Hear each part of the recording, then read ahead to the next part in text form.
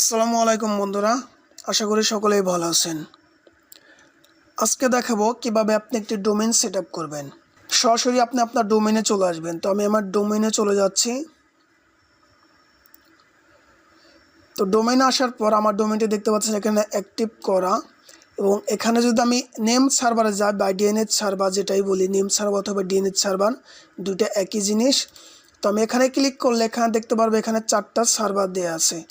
প্রত্যেক জায়গা থেকে হোস্টিং কেনার পর সেই হোস্টিংয়ের সার্ভার নেম মানে ডিএনএস নেম আপনাকে দেওয়া হয়। তো আপনারা সেই নেমগুলো এখানে 1 2 3 4 এইভাবে সুন্দর করে সঠিকভাবে বসিয়ে নেবেন। সাধারণত 2টি বসালেই চলে, কিন্তু আমার এখানে 4টি বসানো হয়েছে, 4টি আমি বসিয়ে দিয়েছি। তো এখানে 4টি বসানো আছে।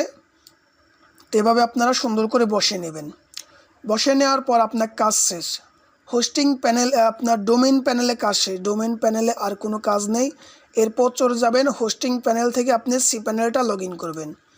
মানে আমার এখন সি প্যানেলটা লগ ইন করা আছে, আমি অলরেডি সি প্যানেলটা লগ ইন করে রেখেছি। এখন আমি সরাসরি চলে যাব ডোমেইন। এই যে ডোমেইন অপশন, এই ডোমেইন অপশনে চলে আসবেন।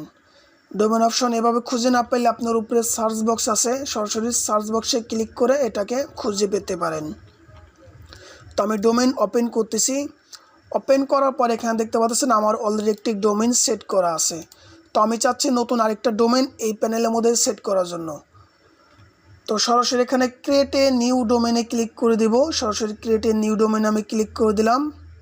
ক্লিক করার পর এখানে আমার ডোমেইন নামটা লিখতে হবে। তো আপনারা আপনাদের ডোমেইনের নামটা লিখে দিবেন। আমি আমারটা লিখে দিচ্ছি।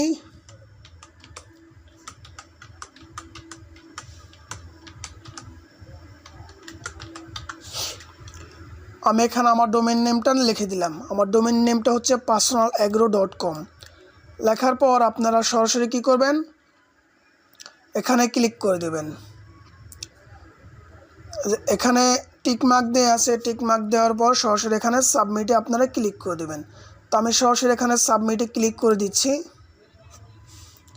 ক্লিক করা দেওয়ার পর একটু সময় নেবে। একটু সময় নিয়ে আপনাদের এখানে সাকসেসফুলভাবে দেখাবে যে আপনার ডোমেইনটি সাকসেসফুলভাবে অ্যাড হয়ে গিয়েছে।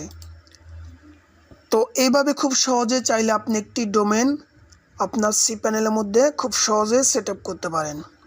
আশা করি বুঝতে পেরেছেন। ভিডিওটি ভালো লাগলে অবশ্যই একটি লাইক দেবেন। অবশ্যই আমাদের চ্যানেলটিকে সাবস্ক্রাইব করে রাখবেন। আর ফেসবুক থেকে দেখে থাকলে অবশ্যই ফেসবুক পেজটিকে ফলো দিয়ে রাখবেন। সবাই ভালো থাকবেন। Bye bye and take care.